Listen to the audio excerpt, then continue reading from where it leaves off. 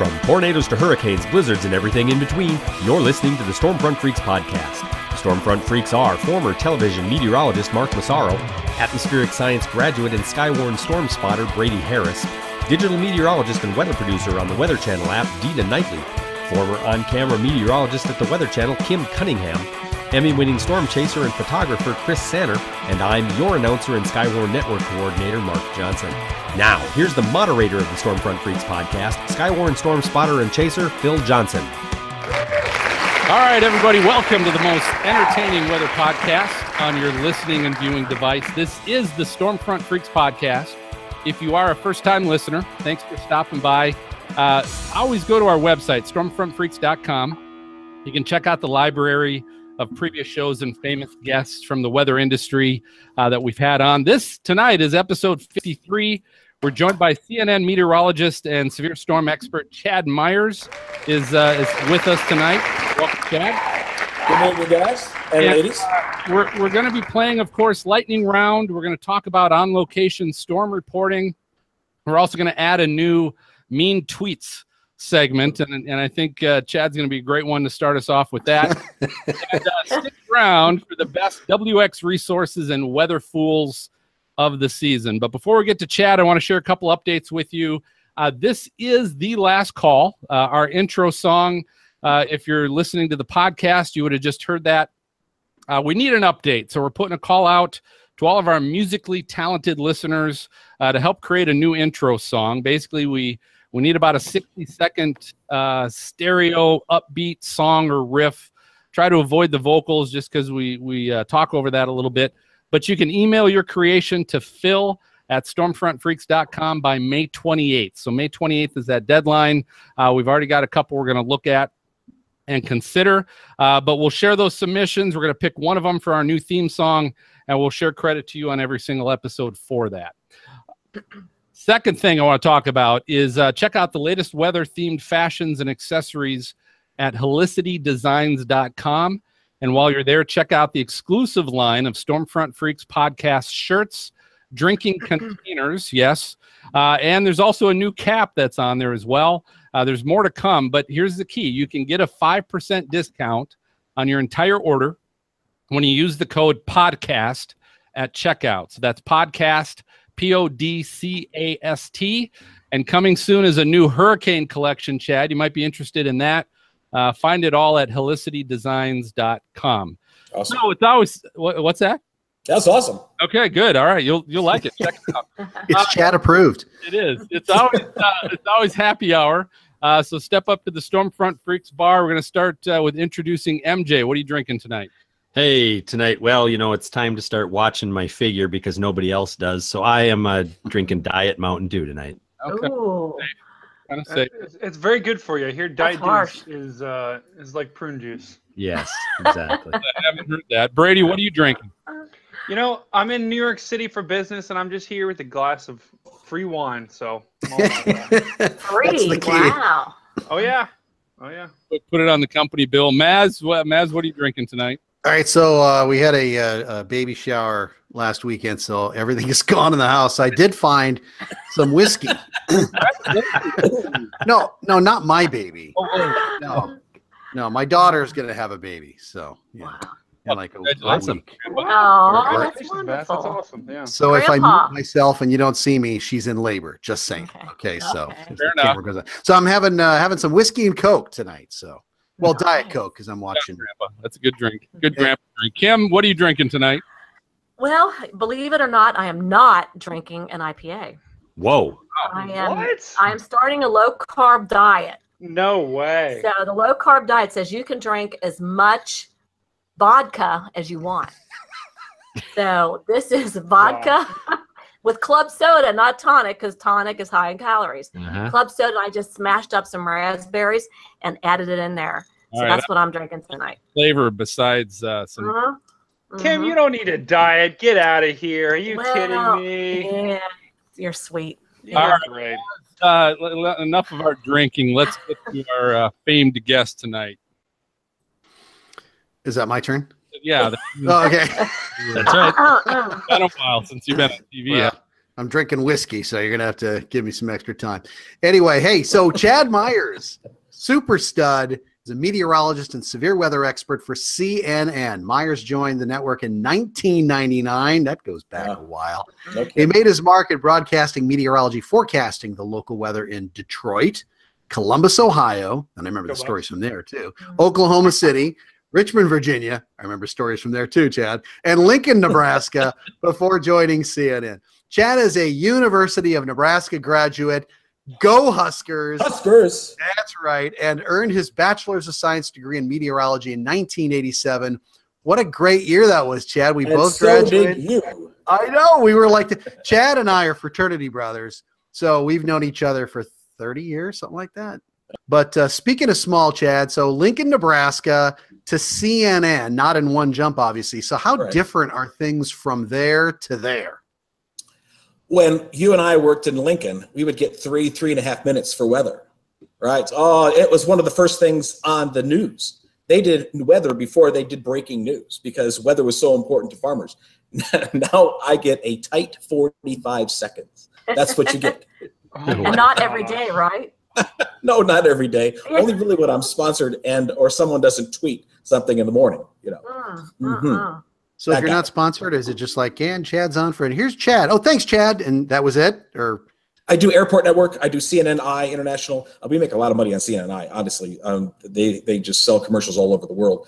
So I'm on there nearly every day. And we've been busy, with the volcano because unlike just weather people doing weather, we have to do all the science work. And you know that. Earthquakes, volcanoes, meteors, missing airplanes. Oh, my God. You're the science guy. You do everything if it comes to science. Like so a how do you do that? meteorologist. Like, how do you keep up with all that information? Because that is a lot of information you have to be an expert on. I use Alta Vista and AOL. Those search engines are really good. Just kidding. It's. I was like, wow, nice. Nice. Whatever it takes. there are from the past. Careful, buddy. There are. Google makes me an expert in 15 minutes. And the joke is in the weather office, I'm an expert at being an expert. Yeah, I could have shut that well off in the Gulf of Mexico in about 20 minutes, but they didn't ask me. So why CNN? I mean, you could have gone anywhere, once you've been to Detroit like that. So why CNN? It's just a perfect job for me. It's a perfect fit. I told them they're going to drag me out of that place. I'm never leaving on my own. They treat me nice. They pay me handsomely. I live here. I live in the building that Mike Bettis was in 4 years ago that Jennifer Gray is also in. She's on the 11th floor. I'm on the 10th floor. My in-laws are on the 6th floor. And before my dad passed away, he lived on the 5th floor of the 17-story high rise. So, what a beautiful view. Oh my gosh, what a view. How many stories do you own, Chad? Just one. Okay. Where are you from originally? I was born in Buffalo, but grew up in Nebraska. Yeah, so I really claim Nebraska as home just because I went there. I was actually Harry Husker because I was too small to play football, so I just got to play the little guy that ran around the field. Oh, wow. That's a little piece of trivia. Do you remember, Mark? Remember that Harry Husker in the basement of Lambda Chi? That was you? Yeah, that was me. We chained that thing to the water heater, to the gas pipe in the water heater because people wanted to steal that guy. Oh, yeah. So we chained him to the gas line thinking, well, nobody's going to break the gas line because they'll blow themselves up. So that's where we secured Harry Husker. So what's some of the craziest things that's happened since you've been in CNN that you can talk about? Right.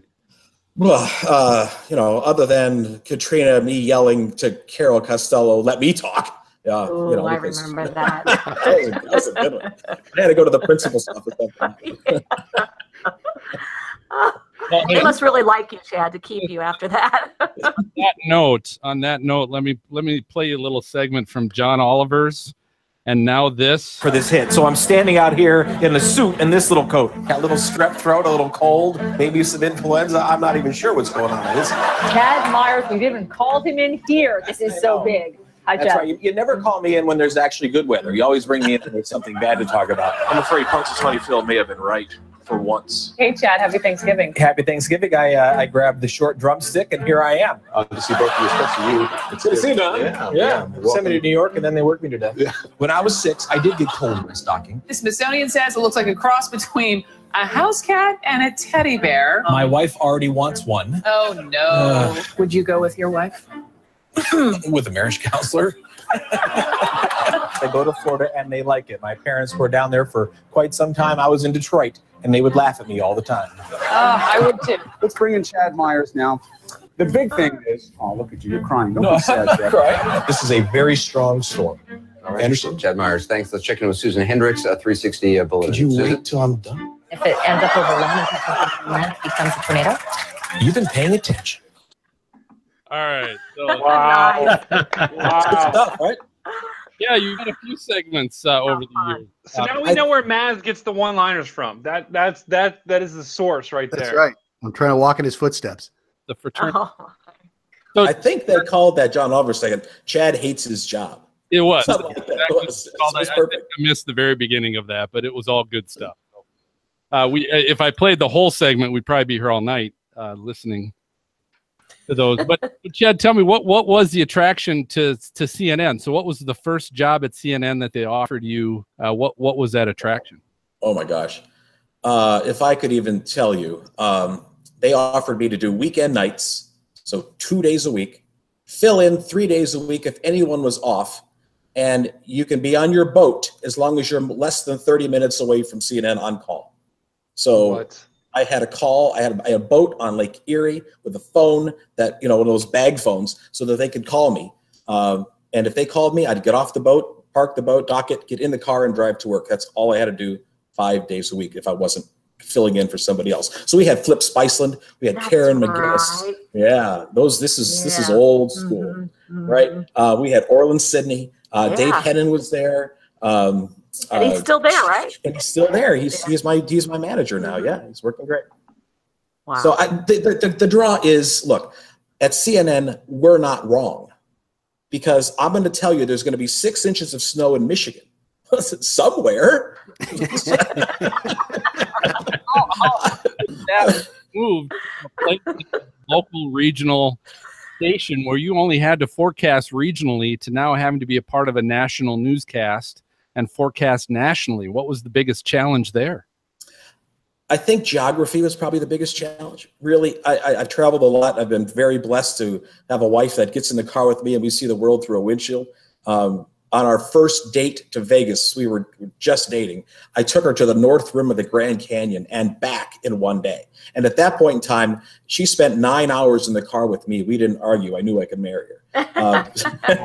So knowing all the little nuances of where the Bitterroot Mountains are, and where the valley is and where the benches are to the east of Salt Lake City, that was all a learning curve for me, because you don't learn about that in Nebraska. I worked in DC for the National Weather Service before I moved into TV with an internship there, and so that's got my feet on the ground for forecasting. So I was already a decent forecaster by the time I got to Columbus and Detroit.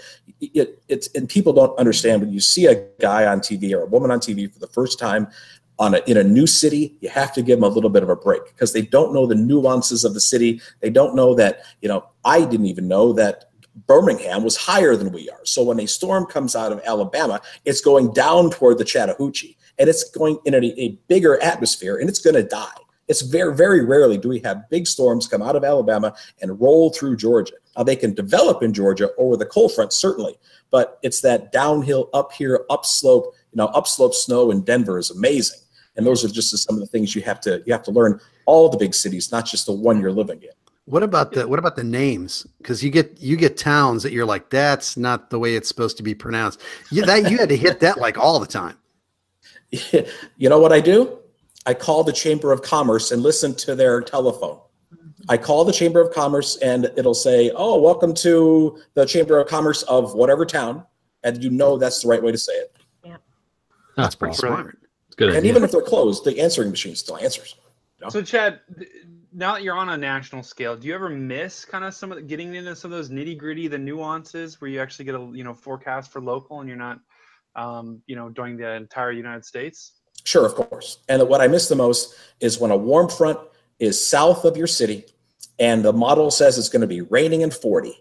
And there's no way with an east wind at 17 miles per hour that it's going to be raining at 40. That you have that low layer there, 100 feet thick. It's going to be a sleet or a snowstorm, or at least an ice storm. And I could nail that because I knew when I worked with the Weather Service, I knew what that model did wrong. I knew where the flaws were in that model. So yeah, I miss winter forecast. If anything I miss in Detroit, I miss Lake Erie with my boat, and I also miss winter storm forecasting when we know I got made fun of one day that all the forecasters were saying rain 38. And I went on 6 o'clock in the morning. I said, no way, it's an ice storm. Oh, the phone calls came in. You're an alarmist, By the time the day was over, 928,000 people were without power because of that ice storm. Oh, wow. Wait a minute, you've been on TV 30 years and you've only been made fun of one time? Come on. By that one guy. What's the biggest bust in a forecast you've ever had? Ooh, good question. I had a New Orleans Saints paper bag over my head one morning when I said there was going to be 6 inches of snow, and it didn't happen. It was the same station in Detroit. It never happened at all. We got no snow. They canceled school ahead of the snow. Never happened. Now, we all got it wrong. But for me, that was a really big bust. What about tornado chasing? Did you do much of that in Nebraska? Not so much in Nebraska, no, because it wasn't popular in 86, 87. We didn't have the Dow, driving around, the Doppler on wheels driving around. That really wasn't much of a thing. But I did get the El Reno tornado a couple of years ago, and that was a very harrowing experience. We were on Radio Road, not that far from Tim Samaras, in fact. We were with some guys from the SPC. They were chasing with us, Severe Storms Prediction Center, and we went east. And because we thought that the storm originally, the tornado was moving toward the southeast, so we were going to go east and then south. When we went east and went south, that tornado turned left and went right behind the road that we were just on. And to this day, that photographer will never go on another storm chase. That's the same day that Mike Bettis rolled the car over. That same storm. He was on I-40. Oh, wow. I was about 4 miles from him. We were all there. We knew that was the storm of the day. We were all there, and that was the scariest minute ever. I don't ever need to do that again. I've seen my tornadoes. I win. Wow. Yeah. Bucket list is over. They were part of the CNN broadcast. Was that work related? It was. We were all with crews. Okay. We were live. We had this live stream.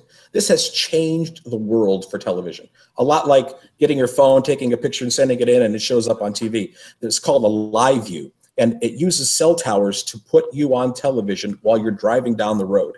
And so we don't need this big satellite dish on top of our truck anymore. In fact, CNN sold all of their satellite dishes. They said all their trucks. They sold them all to a company that we rent them back, but we truly don't need $2 million trucks anymore. We have this live view. It sits in the back. It makes a phone call, and your signal goes. It's so fast. 4G is so good now that we don't need we don't need satellite trucks anymore. And we were live when that tornado was on the ground for hours and hours. You guys, I think Pierce Morgan was he was amazed at the tornado. He wouldn't go to any other news because it was such an amazing storm. You guys still send people out? Oh yes, we do. You do? Okay. Yeah, especially to hurricanes. And to me, those people are my children. When I send someone out, I want them to come back. People say, why do you go out there and stand out there in the rain and the hurricane? Because just to be there, you're putting yourself in danger. Yes, we are. But we have done a site survey of every single city that we're ever in. We know where the strong buildings are. We know where the place to fall back is. We know where to get our trucks or whatever out of the wind. And so it is dangerous, yes, but we have done our due diligence to make it not as dangerous as maybe it seems on TV, because I want those guys to come out. Now, do you get a staff as well then? Like a stick? No, a staff of people. Sorry, not like Moses. Come on, Maz. That's the only staff I have is a walking stick. Well, you were like, we have our people go out and check things out. I'm like, are they like, hey, I need you to go check this out. I need you to go over there. I need you to get coffee. I mean, what's it like for you? No. I do have a producer in the morning. A producer does come in and make graphics for me, and I trust her with my entire show.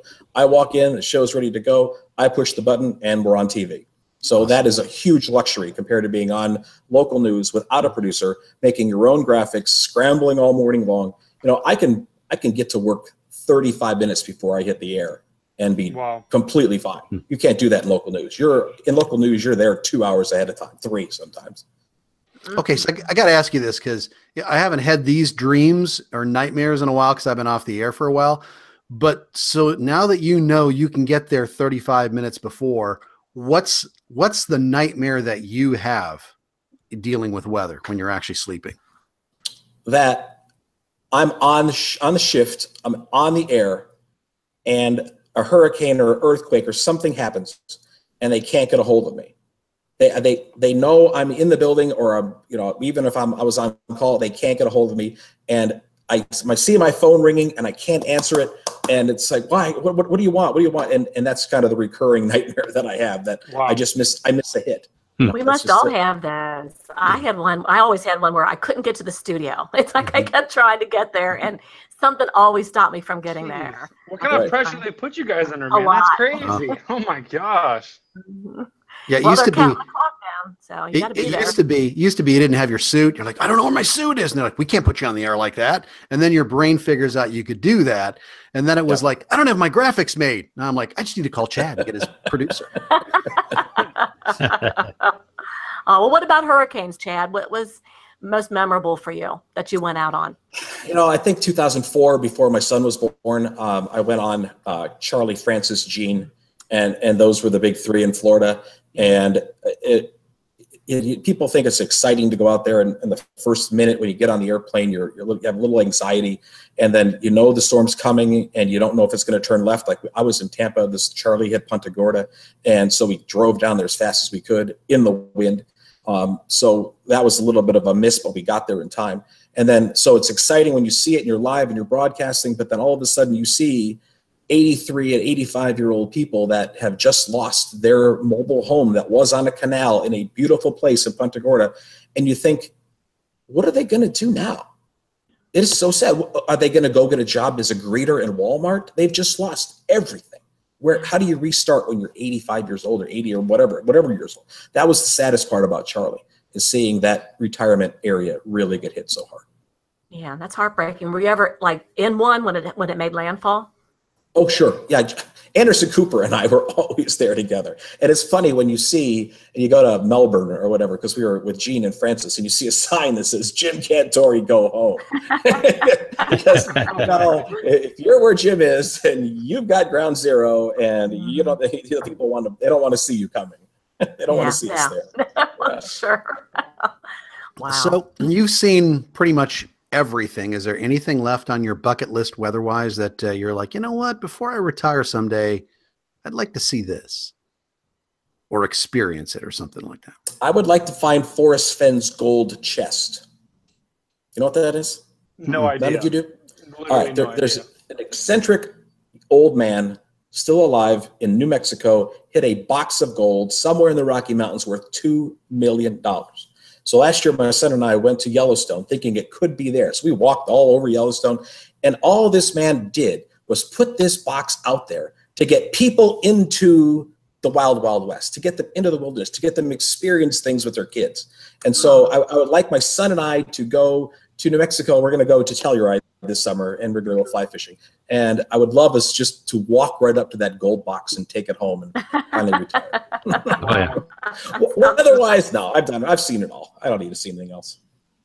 I'm old. I get the senior citizen discount at Goodwill. When did you fly fish? I don't remember you fly fishing. You know, I'm at the Chattahoochee now, and the rivers in Georgia are amazing. So I guess I picked it up maybe 10 years ago. No kidding. Yeah. Easy, hard? Was it easy? Hard. It's hard to catch fish. It's not so hard to throw. It's easy to get a knot in your line. Yes. Describe easy, hard, you know. All right, Chad, I got to know, is there anything about Maz we don't know? Is there anything you want to tell us? You know, I have a ridiculous memory that picks up really small things.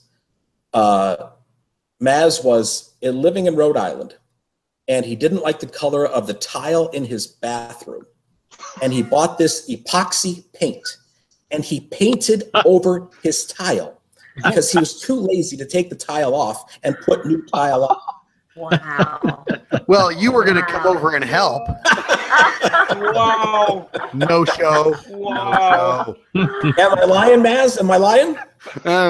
What's that, honey? Gotta go. How did that work out for you, Maz? Was that everything you ever hoped for? They finally sold the house. Really? Yeah. Thanks. Wow. Hey, Chad, how can listeners find you on social media? I am at Chad Myers CNN on Twitter. I don't do much on Facebook. I just got my first iPhone. I got rid of my flip phone. It finally broke. So Twitter is my social media feed because I watch it and monitor it all the time because that's where really breaking news is broken. That's where people are there showing breaking news. And if I'm on the phone to the newsroom saying, hey, you can't believe this. I just saw this. It's breaking in Akron, Canton, whatever. So that's where I'm always there. Got it. Because in between weather hits, there really isn't a lot to do. You're on the air for 3-4 minutes a day. You've got 7 hours and 57 minutes of other stuff you can do. Okay, to all the people that did the morning show, though, you're on like 36 times. So know they're going, oh, I hate you, Chad. No, and then you do the updates on Good Morning America, and you're live in 30 seconds here, 30 seconds there. You're right. The morning show is brutal with weather on the 8th or whatever you're doing, and just 1 or 2 minutes. The funny part is, we were talking about this before we got on the air here, is that back in local TV, you'd get 3 or 4 minutes for weather. You really would. And now it's short. It's go as fast as you can. It's, and I don't think there's any there's no local guy or woman that really ever gets enough time. They always need more time. And now I wouldn't know what to do with 3 minutes. Yeah. I could do the whole world in 3 minutes. The first time on 10/11, they gave me 5 minutes and 30 seconds. Wow. Yeah, that is way too much time when you're on the first time on air. You're like, I'm sweating. Wow. It was We used brutal. to have to cover 10 minutes sometimes. Wow. At The first time I was on the air was Mark's old station, KOL 1011 Strong. I hyperventilated on the air so badly, I didn't even know if my feet were on the ground or not. I had so much oxygen in my system. I floated back to the desk. Oh my God. Wow. The chief meteorologist is still there too. Ken Shimmick. Ken, yeah, he was a sportscaster first, went weathercaster, got his degree. He's still there. Yep, he is. Well, hey, that's interesting and all, but it is time for lightning round. Fine. I digress. This is our game show of brilliant questions for our guests. We always invite everybody to play along. And tonight we're playing, I just made this up, but we are playing real or homemade fishing lure edition. So, Chad, we know you fish. I do. Here's how we're playing the game. I'm going to give you the name. Okay. Of a lure, and this could be either a real lure that's been produced, or it's a lure but it's homemade. Someone made it. Okay. Fair enough. I'll explain them to you a little bit, and then you just get to tell me either it's real or it's homemade. No pulling up Google. I'm not pulling up Google. I'm pulling up my fish that I just caught in Texas. All right. So here's the first one. This is called the musky duckling. It's a topwater bait. It has 2 steel paddles on the side that stir up water as you reel it in because it looks just like a baby duck. Is this a real lure that's produced, or is it a homemade one?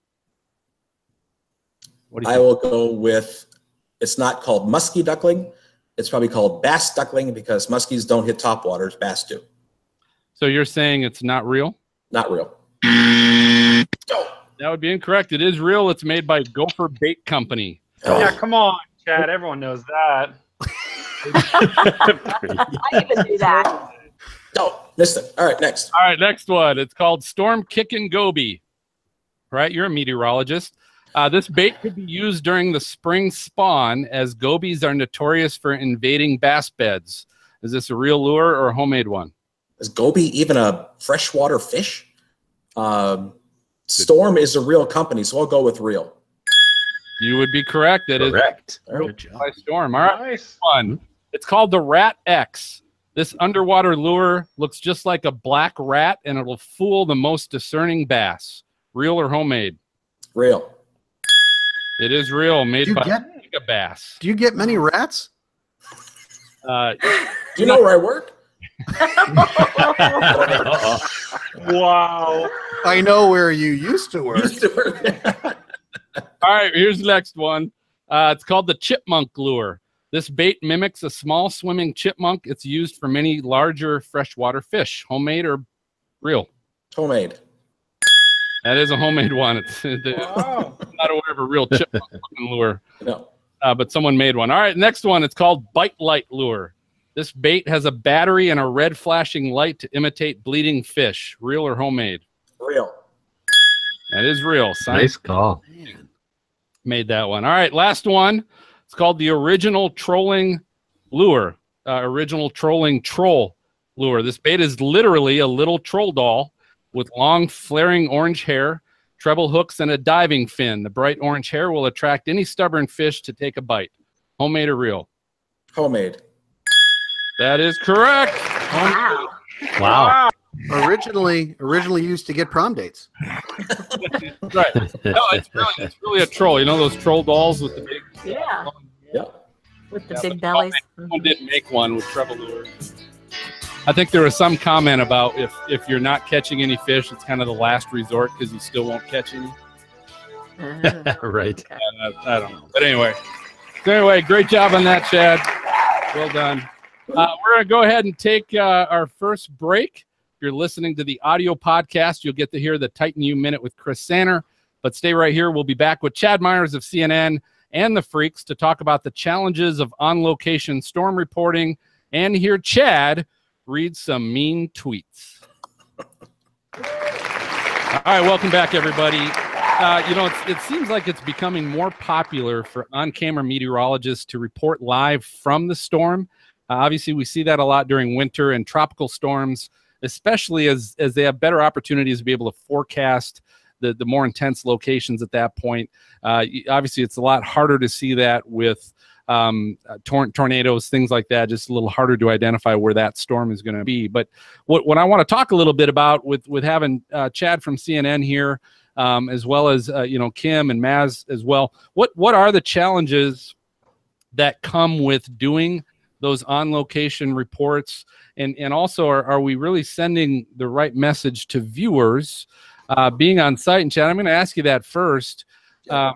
We can get into the challenges a little bit, but I do want to talk about, are we sending the right message where here we are reporting live from the eye of Hurricane Harvey, and everybody should be evacuated right now. You shouldn't be here anymore, and here you are right standing in the middle of the streets. What kind of message are we sending? Well, there has been a number of times where I have told reporters, get out of there, especially Hurricane Rita was coming up toward Houston. And we had somebody right on the shore. And I went, dude, how far are you above sea level? He goes, well, the ocean's right there. I said, you've got to get out now. The wind's going to pick up. You're not going to be able to get over that bridge. You need to leave now. You're going to get stuck. So, yes, we're there as long as we can be, but we really want our crews to be safe. Now, reporting for snowstorms, that's really no issue, right? Other than, you might get stuck in the snow, but we have big trucks. We can get out. It's the severe weather that we send crews to, the hurricanes, that concerns me the most. And we have never had anyone hurt. Never had anyone injured, except for Rob Marciano, actually, was injured one time because the photographer forgot to put the UV filter on the light, and they burned his cornea. That was the only true injury that we've ever seen, and that was because of just human error, not because we put somebody in the wrong place. So yes, it's a message, and people watch, and that's why we do it. We don't want people to go out there, do it themselves. Let's go do it. We have done these site surveys to know where the strong places are in all the buildings or in any city. We spent an entire year surveying all of the cities up and down the East Coast and the Gulf Coast to find a strong building, to find a place to put our crews when it really does hit the fan. And so, yes, they are in danger. Yes, it is television, and I don't know what message it sends other than please don't go out, because that's why we told you not to go out. This is what it's like. It would be great, and we do this sometimes, to just leave a camera there and let it run, right? And the crews can go home, go 10 miles inland, just let the water blow, let the camera get knocked down. GoPros are indestructible sometimes. Just let that run. I'd like to see us do that more.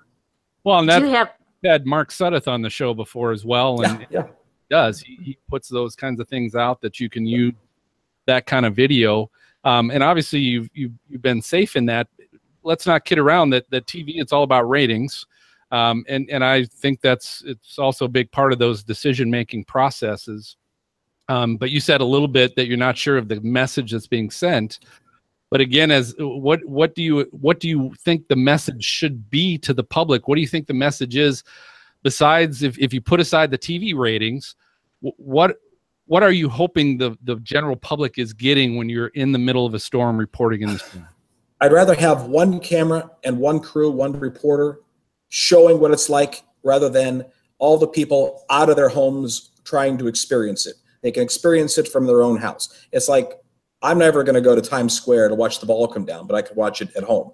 And so it's a loose analogy there. But if people would stay home and we can save anybody from getting hurt, then we're the professional, right? Even though, what does that really mean? So it's what we do. It's what we show on television, and people watch it. Does CNN have any kind of plans in the future to use VR so that people could literally experience more of the weather? I mean, that would be cutting edge. It would be. Yeah, it really is. I mean, you see some of the graphics we have on TV now where the graphics are in front of us. You see that it's the same company that builds them. Weather Channel has them, and Jim Cantori's there right in front of it, right in the middle of a tornado or updraft or hail. Those are great graphics, and we have much better explainers than we could before. I just wish there was more just true webcams that are on the beach, on the shore, that we could just not need a reporter there because this camera is going to run for a while. But it just seems like even surf line and some, they're just so few and far between. I just wish they were like every mile. But that's asking a lot. I don't think that will deter people though, Chad, from going out there. Just because of the ratings and just great video they can get. Do you guys have criteria for when you will leave the area? To move inland, like if it gets upgraded to a Cat 3, will you move your location, or do you have anything written down for criteria? You just kind of wing it. We have an entire meeting every morning and afternoon when these crews are out, and we had crews down in Key West and we had them in Cudjoe Key when Irma was coming up through the Keys, and when it was on the Cuban Keys 24 hours out, we said, you guys got to go. You cannot stay there. You have to go up the Keys. So we had one crew that stopped at Homestead. The other crew stopped just north of Key Largo, right before you get to the stretch, at a hotel up there that was nice and strong, and we knew he'd be okay. That was Mike Weir. The next day, Mike Weir drove down as far as he could. That was only about 15 miles and reported live from there. So yes, it is. When we see it's time to get out, it's time to go. And we're mobile enough to do that. We're not married to any location. We kind of set up like a goal post where we'll put a crew every 30 miles, and then we'll move that one crew and leapfrog them over another one to get them out of the way. So there isn't a Cat 3, Cat 4, because every storm is different, right? A Category 1 with storm surge, I don't want my guy in Matagorda Bay. He needs to be out of there, because even though it's a Category 1, your storm surge could be 5-6 feet in the back bays. Let's get them out of there. It's too low. So yeah, it's not a category. It's storm by storm. Got it. Good point. Okay. So you're on vacation someplace. You're on, and obviously you're not working, but are you working? So if something pops up, or you're like, I got it covered, throw me my iPhone and I'll do something for you.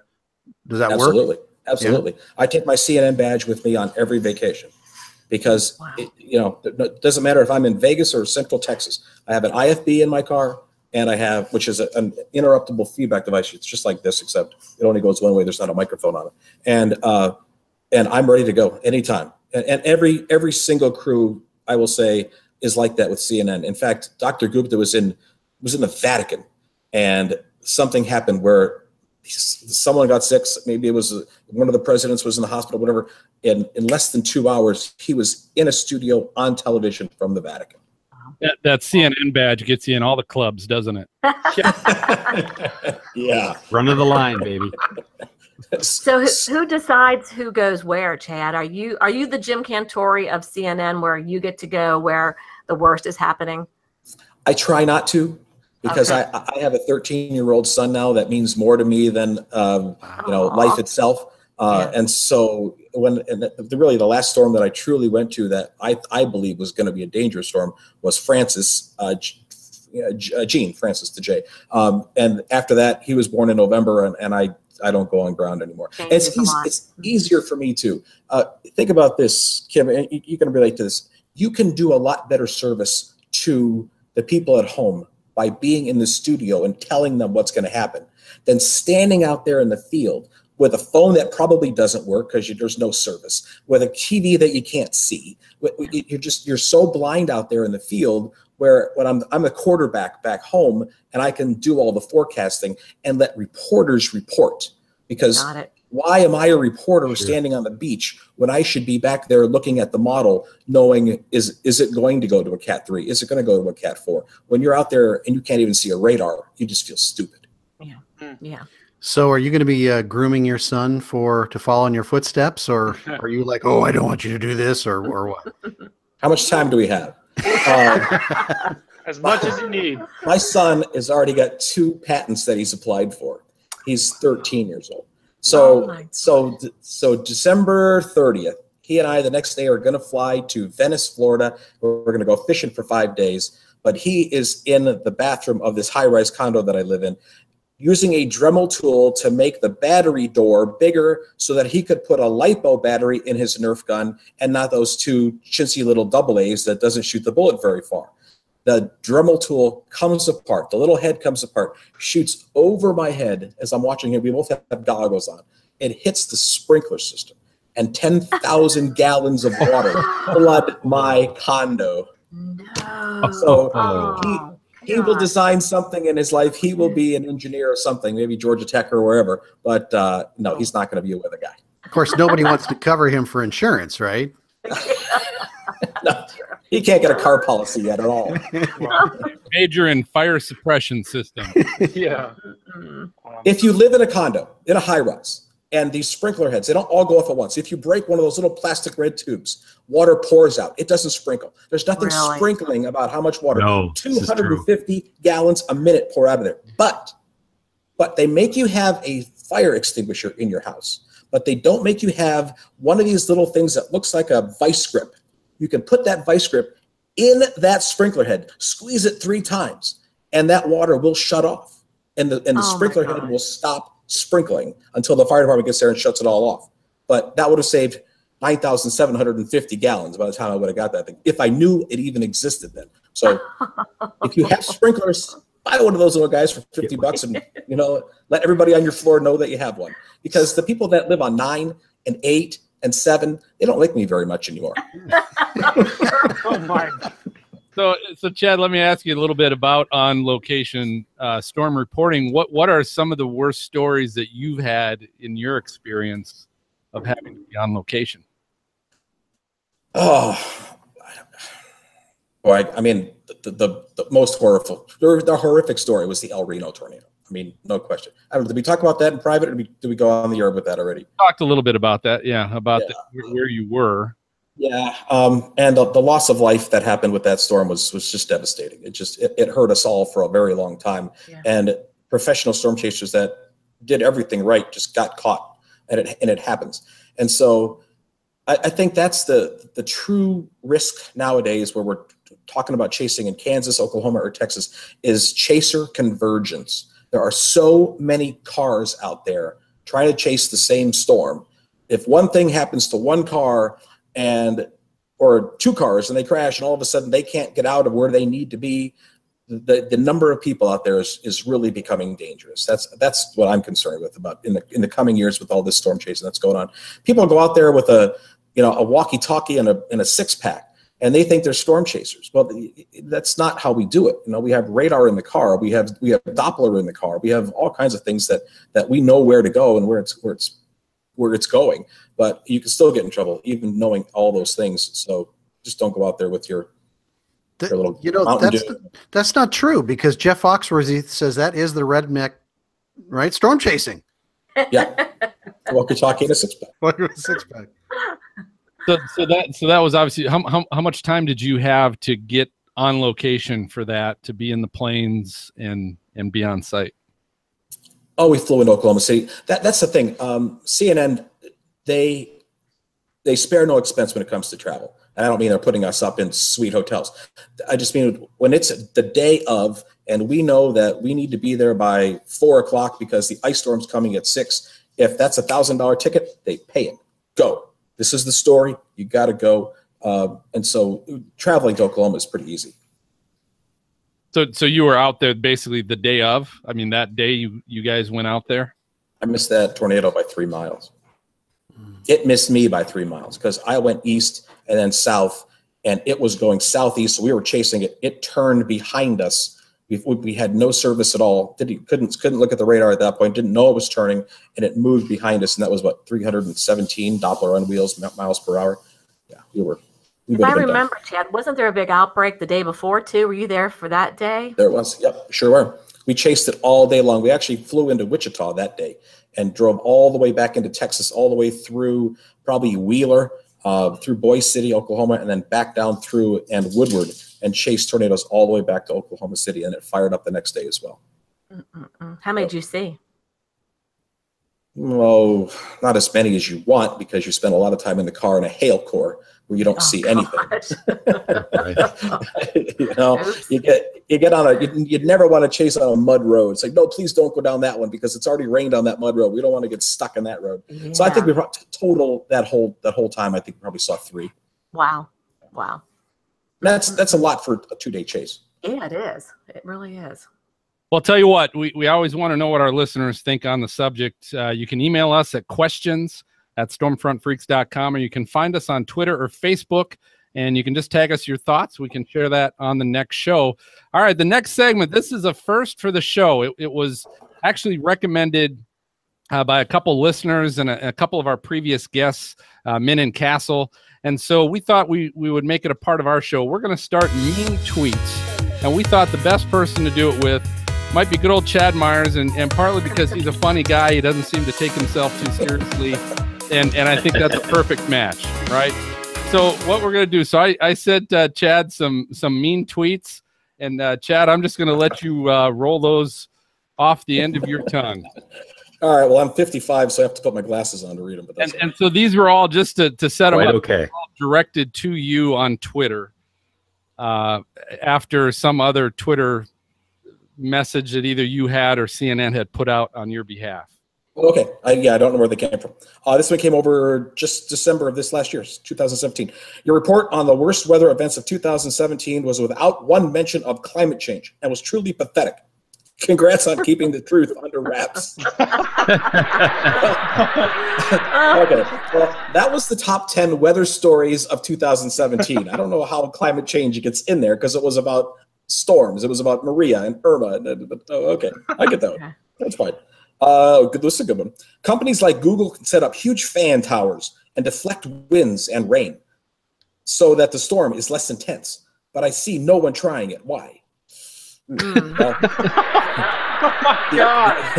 The Earth is a very big place. Drive around Oklahoma for a little while. You'll see how big it is. And then go to Texas and realize it's a lot bigger than that. So to put up a fan or something like that doesn't really work. Now, one of the craziest things I did see where humans actually have intervened in a scarcity of water is if you go into California, as that coastal road there, they put up these tarps and sheets. And it catches the sea breeze that comes in that's very, very moist. The sea breeze hits the sheets or tarps, and the tarps drip water onto their garden. I thought that was phenomenal. I thought that was an absolutely amazing thing. Mm-hmm. But, you know, trying to harness nature. I'm going to set up my box fan outside and keep it. Yeah. Don't turn it on too high. You'll push us west. Yeah, I'm going to send snow to Florida next year. Okay, not like you would understand what this means. I hope this isn't your day job. Scare tactics won't work on us. Ooh, that's a good one. Oh my God! Oh, that was the day before Irma hit. So I guess I was scaring them that Irma was going to be a bad storm. Wait, I didn't sign that one, did I? Yeah. It would be great if weather reporters and their cameramen weren't standing in the streets trying to implore people not to stand in the streets. There you go. That's what you're talking about. And then this was also for Irma too. Are you going to cover the lake that's in the middle of Florida? Cover it, like with a sheet? The storm surge was showing some impact there. Oh, or cover the story. No, not usually. Although there always is a Lake Okeechobee effect of some kind. I mean, really, the water does slosh around in that little lake. So. Yeah. Sure does. So there was some surge in that lake. On the one side, it's like taking a coffee cup and trying to cool it down. You blow the wind on the coffee cup, and the coffee goes away from you. Well, the waves can actually move the water away from the one side, and you can. At times, there have been reports where the one side of Okeechobee is completely dry because of the Seiche has pushed all the water to the other side. Wow, pretty amazing.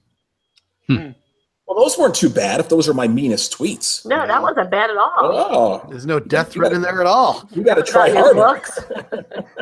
The women get the looks ones. Yeah. Well, I just have a little bit of hair left, and so that's when it's all gone. That's be my last day on TV. Did you read the last? There's a vulgarity in there. I don't know if I want to read that or not. Well, yeah, come on, Phil. This is out. PG show. Calm the down and just report the facts. Over speculation and storm tracks are just wrong. They do nothing for us. And that was also when Irma was hitting the Florida Keys. Wow. I think. You can't please everybody, so you just got to please yourself. Right. It's So, kinda hey, like a song. Thanks for being a great sport. That was good. That was good stuff. That's good. We're going to take our final break. You can refill your drink. And when we come back, it's time to share our WX resources and weather fools. Sad to say. Oh, I'm sorry. All right. Well, yeah, that's so sad. For this episode of Stormfront Freaks Podcast. Thanks for listening and watching. Before I share the secret of our next guest, if you enjoy the show, please do us a favor and leave a great review on your podcast app. Don't forget to subscribe to the show by hitting your podcast app subscribe button. It works just like a magazine or a newspaper subscription. It just assures the latest show will get delivered right to your podcast inbox the moment that it gets released. Special thanks definitely to our guest tonight, Mr. Chad Myers. Thank you, Chad. And our next episode in 2 weeks, we'll be recording on May 31st with Fox senior meteorologist Janice Dean. Will be with us. So we're going to go right from Chad Myers to Janice Dean to National Morning Meteorologist. If you'd like to watch the recording live, it's going to be again at a special time. 6 p.m. Eastern. So we're going up another hour earlier. Wait, when? Hey. So this is Thursday, May 31st. Some of us have day jobs. 6 p.m. Eastern, 5 p.m. Central. You're done by then. Check out your YouTube channel by searching Stormfront Freaks if you want to watch that live. So for MJ, Maz, Brady, and Kim, and I might be the only one on the next episode, I'm going to we'll catch you guys next time. Adios. Peace. Thank you for listening to the Stormfront Freaks podcast. To subscribe and be notified when new episodes of our bi-weekly show are available, you can go to Apple Podcasts on iTunes, Google Play, or your favorite podcast app and search for Stormfront Freaks. If you would like to contact us with questions or make comments about the show, shoot us an email to questions@stormfrontfreaks.com or follow us on Twitter @StormfrontFreak. We'd love to hear from you. For show notes, additional information about this episode, as well as past and upcoming shows, videos, photos, and more, visit our website at stormfrontfreaks.com. While you're there, check out the interactive radar provided by our friends at zoomradar.com. And don't forget to follow us on Facebook at facebook.com/stormfrontfreaks. Join us next time and tell a friend about the Stormfront Freaks podcast. Ohio. Oh, okay. Oh, I wish I would have known that. My ex-wife lives in Cincinnati. I know her, don't I? The reporter? No. Wait, how many do you have? The other one. Ask Larry King that question. Wow. I'm on 3. Wow. I just getting a newer model every year. You know what they say? First one you marry for love, second one for sex, third one for money. So just the second one for what? For sex. I've never heard that, Maz. I haven't heard that either. I think you made that up, right? I'm my wife's second. Yeah. She's my first. That's